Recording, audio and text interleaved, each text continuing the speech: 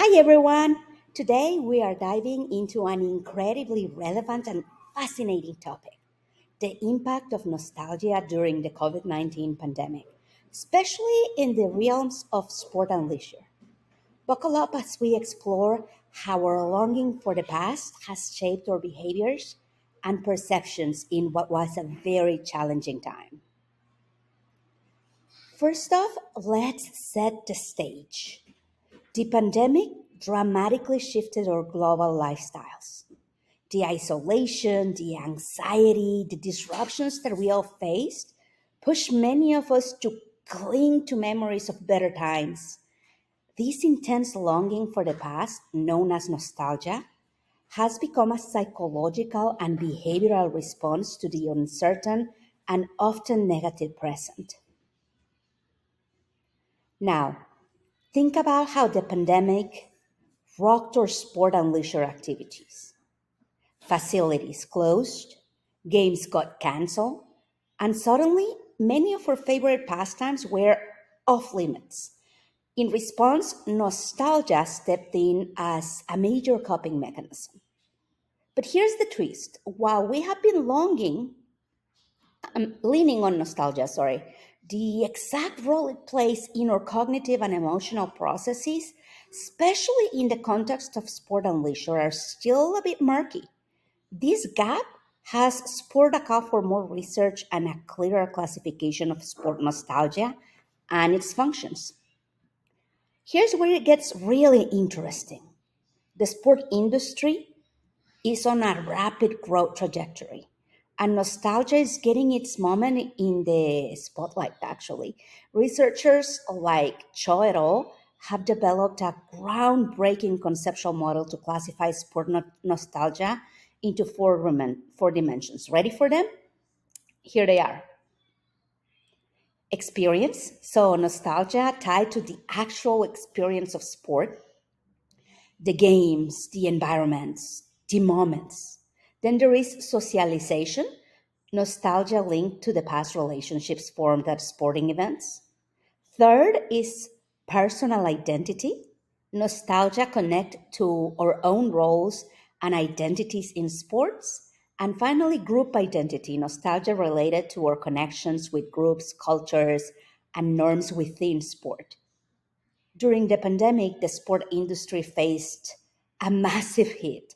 Events were canceled, and this collective disappointment triggered a surge in nostalgia as people sought comfort and joy from past sport experiences. And this surge in sport nostalgia influenced how we view and consume sporting products.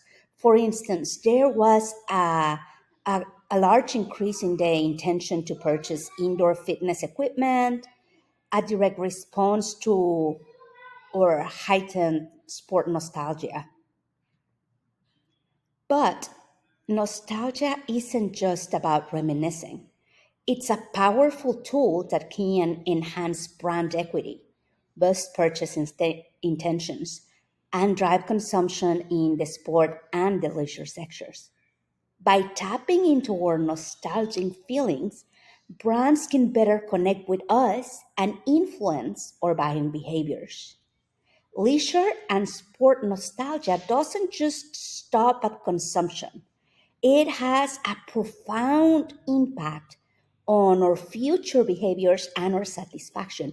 It increases our commitment to work, improves our task performance, and even influences our travel intentions.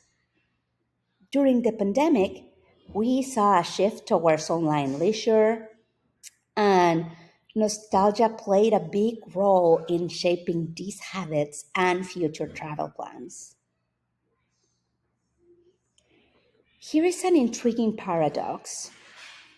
The restrictions during the pandemic limited our leisure choices, but this also led to a surge in intrinsically motivated activities. We turn to nostalgia as a way to cope, find meaning, and distract ourselves from the stress of the present.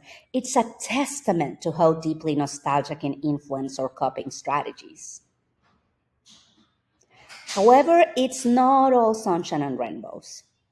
While nostalgia generally boosts well being and satisfaction, it can also bring about negative effects. For example, it can increase work to leisure conflicts and negatively impact cognitive appraisal, potentially leading to issues in overall well being. So, what's the takeaway? Nostalgia is complex. It's a double edged sword. It can be a powerful psychological resource, but also comes with potential drawbacks.